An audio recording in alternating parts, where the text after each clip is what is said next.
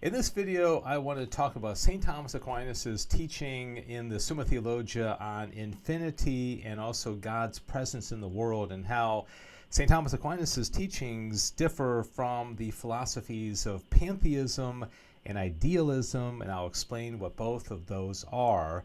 And first off, all three of these, whether it be God's infinity and his presence in the world, or Pantheism or Idealism, are going to have to do with three things. First of all, God, and then secondly, the human person as a rational creature made in the image and likeness of God, and you can include angels in that as well, but they're incorporeal, and then also the created world. So all three of these are going to be dealing with what is the relationship between God and the created world in particular, and of course we as human beings are part of that created world. So how do they interplay with each other? That's the basis, and that's how these three philosophies are going to differ. And so first of all, pantheism. This is the belief that the universe and God are essentially one and the same. So as you look at this picture right here that I have, a true pantheist would say that's God, okay, because there's no distinction between God and nature. They are one and the same. So who are the pantheists? Well, it might come as a surprise to you that Stoics are very pantheistic. Now, the founder of Stoicism was a guy named Zeno of Citium, and he lived about 300 years before Jesus Christ, so he was back in the time of, around Socrates and Plato and in that era. And so he was a Stoic, and Stoics are very pantheistic. They believe very much in being one with nature. And the picture I have right here is Marcus Aurelius. Marcus Aurelius was a Stoic. He was the Roman emperor from 161 to 180. And he remains really popular today. He wrote a book called The Meditations, which has been extremely popular even among many leaders of the last 50 years or so. And so Marcus Aurelius, largely considered to be a very good, just ruler, a good emperor, who wasn't really corrupted, but definitely a Stoic, and I think most people would argue a pantheist as well. Now, one person that is absolutely a pantheist, and there's no debate at all, is 17th century rationalist philosopher Baruch Spinoza. And Spinoza is in that trio of famous rationalists, starting with René Descartes, and then Spinoza, and also Gottfried Leibniz. Those are the three big rationalist philosophers. Spinoza was born in Amsterdam, and he wrote a book called Ethics. And his basic principle, his basic teaching was that there's only one substance in the world. All right, God and nature are one substance. So he is a classic pantheist, okay? Nobody would deny that Baruch Spinoza was a pantheist. It might come as a surprise to you, though, that one of his biggest fans of the last 100 years or so was none other than Albert Einstein, who considered himself, quote, deeply religious. He was a deeply religious non-believer. He believed in what he called a cosmic religion. And he was quoted also as saying, I believe in Spinoza's God. He said, if I were to worship a God, it would be Spinoza's God. So even though I think it may not be fair to say that Einstein was a pantheist, because I don't think he ever described himself as that way, I think he definitely leaned in a pantheistic manner. He believed in the harmonious order of the universe. He didn't think that God was a personal God that intervened with the world. In fact, like I quoted a moment ago, he wasn't even sure if he believed in God in the first place. Another pantheist, arguably, would be Ralph Waldo Emerson, who was an American writer in the 19th century. He was famous for his essay called Nature and also Self-Reliance. And he is quoted as saying that nature is the body of God's soul. Okay, he was very much into an immanent God, where really the line between God and nature was pretty thin for somebody like Ralph Waldo Emerson. All right, let's talk now about idealism. This is a very different type of philosophy, and I'm going to tell you some of the most famous idealists as well. This is, as I have up here, any of various systems of thought in which the objects of knowledge are held to be in some way dependent on the activity of the mind. So things out there, things in the world are dependent upon a mind, whether it be our mind or the mind of God or the mind of some kind of spirit. Largely, people consider the first real idealist philosopher to be none other than Plato himself, with his idea of the realm of forms, and that all the ideas of in this realm really pre-exist in the mind. Okay, he had a much higher regard for the things that were transcendent, the things that were not of the world, the physical world, but that were in this realm of forms. Some people may argue that some of the pre-Socratics like Parmenides or Anaxagoras were earlier idealists, but Plato definitely was basically the foundation of the idealist philosophy that came after that. I remember I talked about the three rationalist philosophers. Well, there are three empiricist philosophers as well: John Locke, Bishop George Berkeley, and also David Hume. This picture is George Berkeley. He was an Irish bishop, and he was a classic idealist. Okay, one of his famous quotes was, "To be is to be perceived." He was an immaterialist. He didn't believe that material existed on its own. Material things only exist if they are in somebody's mind. Okay, it has to be conscious. Okay, to be is to be perceived.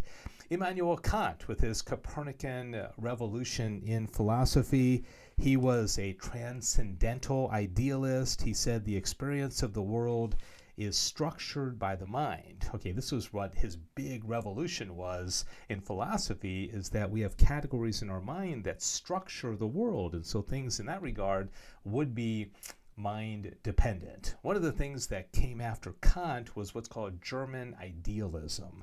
And two of the very famous German idealists, one of them pictured here is Friedrich Wilhelm Joseph Schelling.